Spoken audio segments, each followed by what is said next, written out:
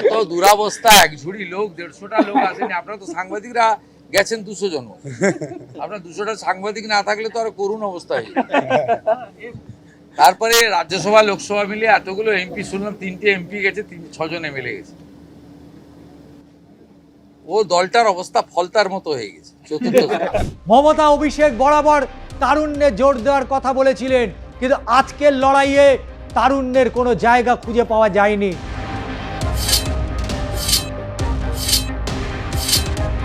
মমতা বন্দ্যোপাধ্যায় যে আত্মবিশ্বাস, সেই আত্মবিশ্বাসে বিন্দুমাত্র ভাটা পড়েনি।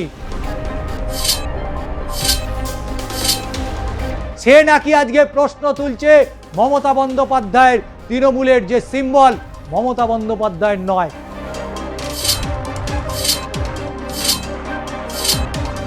ঘাতক বাঘ কিন্তু সুস্থ বাঘের থেকেও বেশি ডেঞ্জার। নমস্কার, আমি ষষ্ঠী চট্টোপাধ্যায়। শুরু করছি দাদা দিদির রাজনীতি। বঙ্গ রাজনীতিতে যা চলছে অবশ্যই বলা যেতে পারে সেই সময়কালের কথা। দীর্ঘ সময় পর অবশেষে ময়দানে সেই রণংদেহী চেহারা নিয়ে মমতা বন্দ্যোপাধ্যায়। আজকের মমতা বন্দ্যোপাধ্যায়কে দেখে মনে পড়ে যাচ্ছে সেদিনের কথা, অর্থাৎ 1975 সালের 25শে জুন ভারতের তৎকালীন প্রয়াত প্রধানমন্ত্রী ইন্দিরা গান্ধীর কর্তৃক জাতীয় জরুরি অবস্থা, দ্য এমার্জেন্সি জারির প্রধান কারণ ছিল ব্যাপক রাজনৈতিক অস্থিরতা, বিরোধী দলের সরকার বিরোধী আন্দোলন এবং তার নিজের সাংসদ সদস্য পদ বাতিল সংক্রান্ত এলাহাবাদ হাইকোর্টের রায়। সরকার দাবি করেছিল সেদিন দেশের আভ্যন্তরীণ নিরাপত্তা এবং স্থিতিশীলতায় রক্ষায় এই কঠোর পদক্ষেপ অপরিহার্য। তারপরে 1977 পরাজয়ের পর কংগ্রেস দলের বিভাজন দেখা যায়, যা বর্তমানে তৃণমূল কংগ্রেসের মধ্যে দেখতে পাওয়া যাচ্ছে। 1978 সালে কংগ্রেস আই নামে নতুন দল গঠন করেন ব্রিটানিকা, যা পরবর্তীতে আসল ভারতীয় জাতীয় কংগ্রেস হিসাবে স্বীকৃতি পায় ব্রিটানিকা। জনতা পার্টির জোট সরকার আভ্যন্তরীণ কোন্দলের কারণে সরকার বেশি দিন স্থায়ী হয়নি। 1980 সালে জানুয়ারিতে অনুষ্ঠিত মধ্যবর্তী নির্বাচনে ইন্দিরা গান্ধী প্রভূত সাফল্য পান এবং পুনরায় ভারতের প্রধানমন্ত্রী হিসাবে শপথ গ্রহণ করেন। তবে এই দীর্ঘ সময়কালে আমরা যেটা দেখেছি, গত কয়েকদিন ধরে 4 মের ফলাফলের পর রাজ্য রাজনীতিতে একেবারে তোলপাড় পরিস্থিতি। তৃণমূল কংগ্রেসের ভাঙন অবশ্যই শুরু হয়েছে, তবে তৃণমূল কংগ্রেসের বেশ কিছু বিধায়ক তারা মমতা বন্দ্যোপাধ্যায়কে বাদ দিয়ে নতুন দল করতে চলেছে রাজ্য বিধানসভায়। তারা নতুনভাবে রাজ্য বিধানসভার অধ্যক্ষর কাছে তারা চিঠি দিচ্ছেন। একদিকে বিধায়কের সই জাল নিয়ে সরগরম যেমন রাজ্য রাজনীতি, এবং তারপরেই মমতা বন্দ্যোপাধ্যায় রাজপথে নামা। অনেকেই বলছিলেন মমতা বন্দ্যোপাধ্যায়ের সেই মিছিল, অর্থাৎ তার অবস্থানে গোটা কয়েক লোক হতে পারে, অর্থাৎ তার পরিবারের যে সদস্য সংখ্যা রয়েছে সেই সংখ্যা নিয়েই হয়তো গোটা 50 লোক হতে পারে। কিন্তু গতকাল যারা টিভির পর্দায় চোখ রেখেছিলেন, যদিও বলে রাখা ভালো, বহু প্রথম সারির সংবাদ মাধ্যম মমতা বন্দ্যোপাধ্যায়কে ফোকাস করেনি। মমতা বন্দ্যোপাধ্যায়কে কেন ফোকাস করলো না, তার উত্তর পরবর্তীতে অবশ্যই দেবে।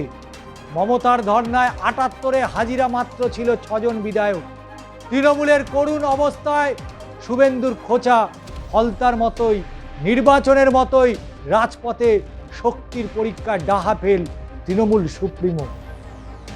খাতায় কলমে তৃণমূলের হাতে 78 জন বিধায়ক, কিন্তু সুপ্রিমো মমতা বন্দ্যোপাধ্যায় ওয়াই চ্যানেলের ধর্নায় দেখা মিলল না 10 জন বিধায়ককেও। তাতে কি রয়েছে, মমতা বন্দ্যোপাধ্যায় সেই মিডিল অর্ডার আজও মমতা বন্দ্যোপাধ্যায়ের পাশে আছে। এবং যে ছবিটা আমরা দেখেছি, যারা ইতিউতি অনেক নাক স্যাটকাচ্ছিলেন, তারা এবার ছবিটা দেখে বেশ খানিকটা ঘাবড়েও গিয়েছিলেন, তা বলার অপেক্ষা রাখে না। এবং নির্বাচনের মতোই এক্ষেত্রে ডাহা ফেল করলেন সুপ্রিমো, এমনটাই অনেকের অভিমত। তবে এখনো আত্মবিশ্বাসী মমতা। জিয়েঙ্গে তো বিজেপিকে হাটাকে যায়েঙ্গে, অর্থাৎ বেঁচে থাকলে বিজেপিকে তিনি বাংলা ছাড়া করবেনই। এদিকে তারকেশ্বর থেকে এ নিয়ে তৃণমূলকে বিদ্ধে ছাড়েননি মুখ্যমন্ত্রী শুভেন্দু অধিকারী। তিনি বলেছেন, এত দুরবস্থা, দলটা ফলতার মতো হয়ে গিয়েছে, নির্বাচনে ভরাডুবি হয়েছে, পরাজয় জয় তো রয়েছে এই নির্বাচনে, কিন্তু নির্বাচনে ভরাডুবির পর মমতা বন্দ্যোপাধ্যায় বারবার দাবি করেছেন তিনি হারেননি, তাকে জোর করে হারানো হয়েছে। আবার ঘুরে দাঁড়ানোর যে চ্যালেঞ্জ, সেই চ্যালেঞ্জও করেছিলেন তিনি। আর এই আত্মবিশ্বাসের নেপথ্যে ছিল দলের নেতাকর্মীরা। কিন্তু কয়েকদিন পেরোতেই দেখা গিয়েছে তাসের ঘরের মতো ভাঙছে সংগঠন।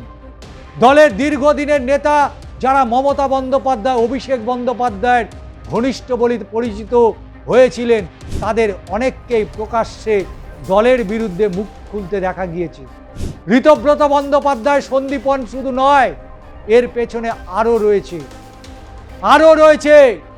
তবে মমতা বন্দ্যোপাধ্যায়কে যে দমানো যাবে না, তা মঙ্গলবারের সেই অবস্থান বিক্ষোভে পরিষ্কার হয়ে গিয়েছে। সেদিনের যারা মিডিল অর্ডার ছিল, আজকে তারা অনেকেই আসিতি পর, সৌগত রায় থেকে শুরু করে কারা ছিল না সেখানে, শোভনদেব চট্টোপাধ্যায় থেকে শুরু করে ছিলেন আরো বর্ষিয়ান বিধায়করা। তবে বলাই বাহুল্য, এখানে দেখা গেল মমতা বন্দ্যোপাধ্যায় সেই আগের রণংদেহী চেহারা। 5 জন সাংসদ ছিলেন, বিধায়কদের মধ্যে ছিলেন নয়না বন্দ্যোপাধ্যায়, মদন মিত্র, ববি হাকিম, বিমান বন্দ্যোপাধ্যায়, অশোক দেব, শোভনদেব চট্টোপাধ্যায় এবং আরও অনেকেই। মমতা অভিষেক বরাবর তারুণ্যে জোর দেওয়ার কথা বলেছিলেন, কিন্তু আজকের লড়াইয়ে তারুণ্যের কোনো জায়গা খুঁজে পাওয়া যায়নি, যদিও সেই মতে প্রার্থীর মুখও বদল করা হয়েছিল। কিন্তু পাশে রয়েছে গুটি কয়েক সেই মমতার 98 সালের মিডিল অর্ডারের আদি তৃণমূলের নেতারা। সাংসদদের মধ্যে ছিলেন ডেরেক ওব্রায়ান, সামিরুল ইসলাম, দোলা সেন, মালা রায়, কল্যাণ বন্দ্যোপাধ্যায়, অর্থাৎ সাংসদ বিধায়ক মিলিয়ে 15 জন। সংখ্যাতে কিছু যায় আসে না, কিন্তু মমতা বন্দ্যোপাধ্যায় যে আত্মবিশ্বাস, সেই আত্মবিশ্বাসে বিন্দুমাত্র ভাটা পড়েনি। ওয়াই চ্যানেল থেকে তিনি বলেছেন, আমি কারোর সুদিনে না হোক দুর্দিনে আছি, বিজেপি বাদে সমস্ত রাজনৈতিক দলের সঙ্গে আমার সুসম্পর্ক আছে, তবে বিজেপি যারা এখন অনেক কথা বলছেন তাদের পাশেও ছিলাম। জিয়েঙ্গে তো বিজেপিকে হাটাকে যায়েঙ্গে, এদিন দলের ভাঙনের জন্য বিজেপিকেই বিঁধেছেন মমতা, এবং তিনি বলেছেন ওরা বিধায়ক সাংসদ বিধায়কদের ভাঙিয়ে নিয়ে যাচ্ছে, তাতে তৃণমূল কংগ্রেসের কিছু যায় আসে না, মমতা বন্দ্যোপাধ্যায়ের কিছু যায় আসে না। মমতা বন্দ্যোপাধ্যায় মাটির মানুষকে নিয়ে চলতে রাজি রয়েছে, এতদিন তাই চলেছে। তাই তো একের পর এক প্রকল্প ঘোষণা করেছিলেন, কি না প্রকল্প করেছিলেন বাংলার মানুষের জন্য। হ্যাঁ, দুর্নীতি হয়েছে, চুরি হয়েছে, ডাকাতি হয়েছে, এবং একদিনে খেতে না পাওয়া মানুষগুলো বড় বড় অট্টালিকা বানিয়েছে, এটাও যেমন ঠিক। কিন্তু মমতা বন্দ্যোপাধ্যায়ের বিরুদ্ধে অভিযোগ আসছে, এখনো তা প্রমাণ করতে পারেনি। কেউ একটা প্রমাণ কি করতে পেরেছে যে মমতা বন্দ্যোপাধ্যায় হাত পেতে কোথা থেকে ঘুষ নিয়েছে? মমতা বন্দ্যোপাধ্যায় টাকা পয়সা নিয়ে গাড়ি বাড়ি বাংলো অনেক কিছু করেছেন, সবাই হাওয়ায় গুলি ছুটছে, বাতাসে গুলি ছুটছে। মমতা বন্দ্যোপাধ্যায়ের মাথার চুল থেকে পায়ের নখ পর্যন্ত নাকি দুর্নীতিতে ভরে গিয়েছে। আমি সেই সমস্ত ব্যক্তিদের কাছে প্রশ্ন করতে চাই, আপনার কাছে কি প্রমাণ আছে মমতা বন্দ্যোপাধ্যায় দুর্নীতিগ্রস্ত? অভিষেক বন্দ্যোপাধ্যায়ের বিরুদ্ধে একাধিক অভিযোগ রয়েছে, তদন্ত চলছে, তদন্ত হবে। লিপস অ্যান্ড বাউন্স থেকে শুরু করে কয়লা থেকে শুরু করে একের পর এক দুর্নীতি। প্রাথমিক শিক্ষক নিয়োগ দুর্নীতিতে তার নাম জড়িয়েছিল, যদিও এখনো পর্যন্ত সিবিআই বা ইডি তার কাছে ঘেঁষতে পারেনি, কিন্তু অভিযোগ ভুরি ভুরি রয়েছে। কিন্তু মমতা বন্দ্যোপাধ্যায়ের ওয়াই চ্যানেলের যে বিক্ষোভ আমরা দেখেছি, যে কর্মসূচিতে মমতা বন্দ্যোপাধ্যায় সেই 98 সাল থেকে যে লড়াই তিনি করেছিলেন 2011 সাল আগে পর্যন্ত, সেই মমতা বন্দ্যোপাধ্যায়কে আবারও একবার ফিরে দেখলাম 2026 সালের 2রা জুন। এবং এই ছবি যারা দূর থেকে, যারা ওপর থেকে ক্যামেরা মেরেছিলেন, তারা জানে যে মঙ্গলবারের ওয়াই চ্যানেলের বিক্ষোভে মমতা বন্দ্যোপাধ্যায়ের পাশে কারা ছিলেন।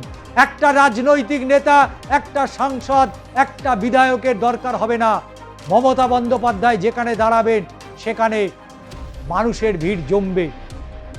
নির্দ্বিধায় বলা যেতে পারে মমতা বন্দ্যোপাধ্যায় সেই ক্রেজ, মমতা বন্দ্যোপাধ্যায় সেই তার বক্তব্য, মমতা বন্দ্যোপাধ্যায় এমন একটা ফিগার ভারতবর্ষের রাজনীতিতে অবশ্যই যদি কোনো বিরোধী মুখ থেকে থাকে তার নাম মমতা বন্দ্যোপাধ্যায়।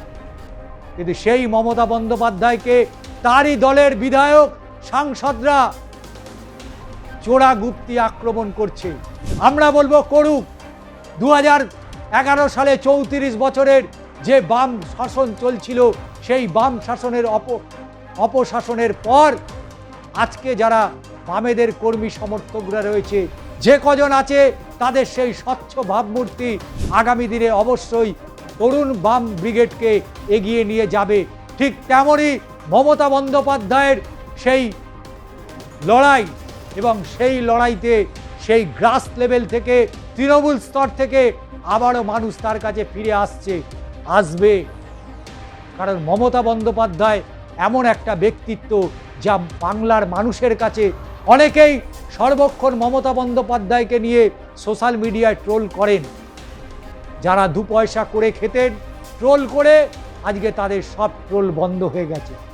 মমতা বন্দ্যোপাধ্যায় জিতুক, মমতা বন্দ্যোপাধ্যায় হারুক, মমতা বন্দ্যোপাধ্যায় বাড়িতে বসে থাক, মমতা বন্দ্যোপাধ্যায় ধর্ণা মঞ্চে বসে থাক, সর্বক্ষণ খবরের শিরোনামে থাকবে মমতা বন্দ্যোপাধ্যায়।